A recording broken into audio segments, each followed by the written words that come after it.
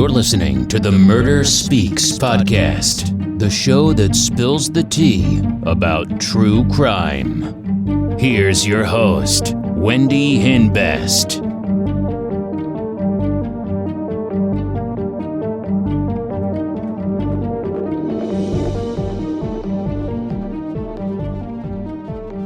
Hey, welcome back to Murder Speaks. So today's real crime story is about 19-year-old Keonte Chavis of Phenix City, Alabama. Keonte loved basketball. She wanted to go to college to play basketball, and she achieved a scholarship to Alabama State University. However, she had an injury and wasn't able to play basketball anymore. She also liked to rap, and she wanted to join the Air Force. August 6th, she tells her mom she has an interview the next day. She was very excited about it. However, Keonte never showed up for that interview. Her mother called the house where Keonte was staying to wish her good luck on her job interview. But Keonte wasn't there. She called the place where Keonte had the interview and found out that Keonte never showed up for the interview. Apparently, the night she went missing, her car broke down. She called her grandmother and told her that her car broke down. Her cousin, Christian Grissom, also known as Little Chris, was there for a visit. Her grandmother asked Christian to pick Keonte up because her car broke down. That was the last time anybody has heard from Keonte. Apparently, Christian dropped Keonte off at her boyfriend's house. Keonte's mother went to police, but they couldn't do anything because she had been missing less than 24 hours. After not hearing from her for 2 days, Keonte's grandmother went back to police. While family members were searching for Keonte, Christian took off. Christian tells police that he and Keonte went to Keonte's boyfriend's house. Then they went to get something to eat.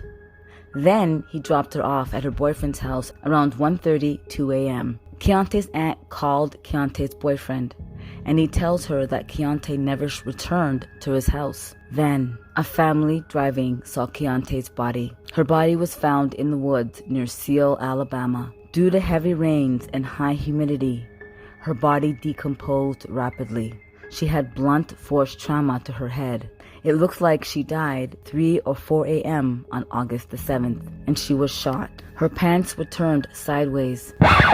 Hey people! If you like gaming, check out Michelin gaming headphones. Great sound quality, super comfy, and not expensive at all. If you're decorating your room and looking for ideas, check out Kiko's smart LED strip lights. My daughters have these in their room and they love them, and they look fabulous. They're easy to install and comes with a controller, and it works with an app as well. But don't just take my word for it. Go and get your own. UB-size selfie ring light and stand comes in so handy when I'm doing my videos. It's easy to use and has 3 different light tones, so my videos come out great.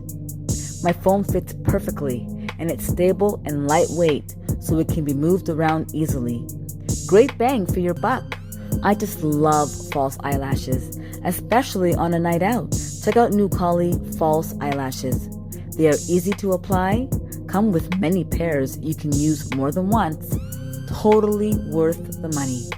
More information can be found in the show notes. If you're a true crime addict like me, check out my store, crystalkiss.com, for some murder merch and start killing it. So many designs to choose from at a great price. You can use discount code MURDER15, that's MURDER15, and save 15% off your entire order.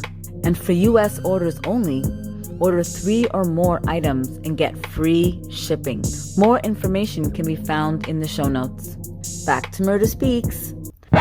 The police interview Keonte's family and friends. If you would, start from Wednesday and walk me till today. Wednesday, she drove her car, and she called me and told me that the car broke down. So I said, well, let me call Little Chris, which is my nephew. So I called him and asked him, would you go get Keonte, because the car didn't stop calling. So he said, okay. I normally get up about 7, Yes, ma'am. no later than 7:30. And my first reaction, as soon as I got up, I went straight to her bedroom. When she went in there, like, what the hell? That's when I heard him talking. And I come out there, so where's Keonte? She's like, oh, she's not here? She told me, well, I dropped off at a friend's house. I called Trey. He said he dropped off it. Yeah. What did Trey have to say? I asked Trey, I said, was Keonte over your house? He said, no. I said, look, Chris said that he dropped her off at your house. He said, Keonte didn't come back to my house. He said, after she left early, she did not come back to my house. Did he say what time she left? 8 or 9. He said, the last time he saw Keonte. Little Chris went to the liquor store with Keonte. The police view that on the surveillance footage of the liquor store. The police speak to Keonte's boyfriend.